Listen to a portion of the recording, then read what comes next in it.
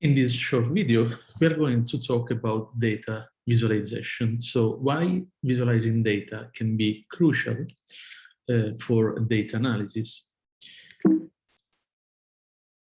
Of course, the main purpose of any data visualization endeavor is to organize and display data in a way which is effective, and so that we can correctly visualize the main features of our data in order for us to bring patterns to the fore. And I will show you an early example of a brilliant data visualization that dates back to almost 200 years ago. But before delving into that early example of a brilliant data visualization, I want to just stress some key points when it comes to the reason why we should spend time and mental resources in correctly and proficiently visualizing data. And so we should visualize data in a proper way because we want to make our point efficiently and concisely, of course.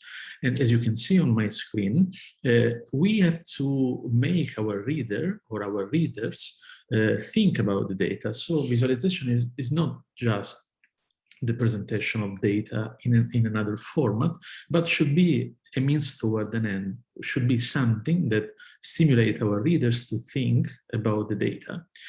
And we should, of course, avoid to distort data to present a fake or false image of our data. And we have to present our data using the minimum amount of ink. So we have to be concise and yet effective when we present our data. We have to present our data in a coherent way, and we may want to eventually and ultimately find hidden patterns in our data. We may want to bring to the fore something that couldn't be visible otherwise. So I'm going to show you an example of an effective and brilliant early data visualization.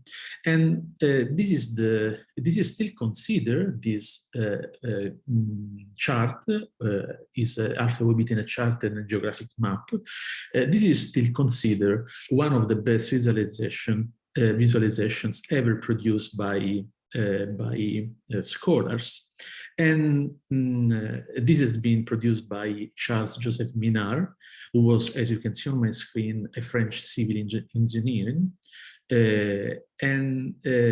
This map or graph, so as I say, this alpha way between a chart and a map.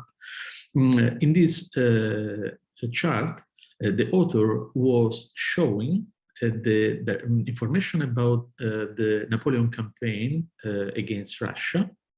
And as you can see on the screen, he was using two bands to represent the direction and the size of the army moving from Europe to Moscow and moving to Moscow to Europe on the way back. And he managed to distill down and compress in just one single visualization a lot of information about this military campaign. And as you can see, the thickness of the bands was proportional to the size of the army. So one first ingredient of this visualization was the size of the army. And as you can see, the upper stripe gets thinner and thinner as it moves from west to east. And the same applies to the lower band that gets thinner and thinner, unfortunately, on the way back to Europe. And so the size of the army was one of the first aspects that was analyzed and focused on in this visualization. And then, of course, there was another element that was the direction of the movement, so from west to east and from east to west. And also, there is at the bottom of the same visualization, you can see some sort of line chart. And this line chart is representing the drop in temperature when the army was moving back from Moscow to Europe. And so, and as you can see, the line keeps dropping, moving from east to west. And this is one of the reasons why the army, many of the soldiers died on the way back. And they managed to get back to Europe just only in 10,000. And so, as you can see, there is a lot of information about direction, about the size of the army, about time, the time of the year, the time of the year, and about temperature. And everything is visualized in a clear, concise way, and yet is tremendously informative.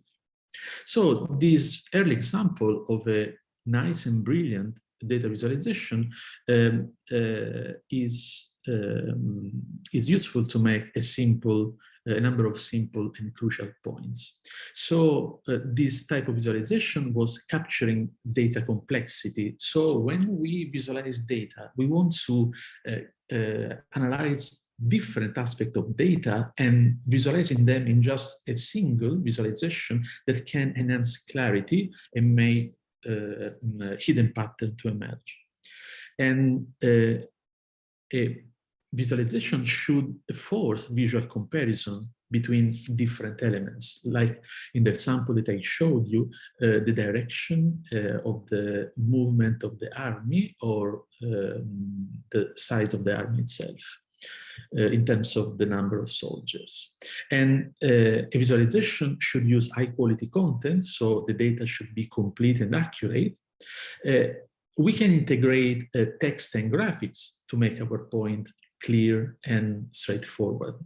And we should use simple and yet effective display in order for us to visualize different aspects of the data, to make data speak, and to make our point concisely and clearly.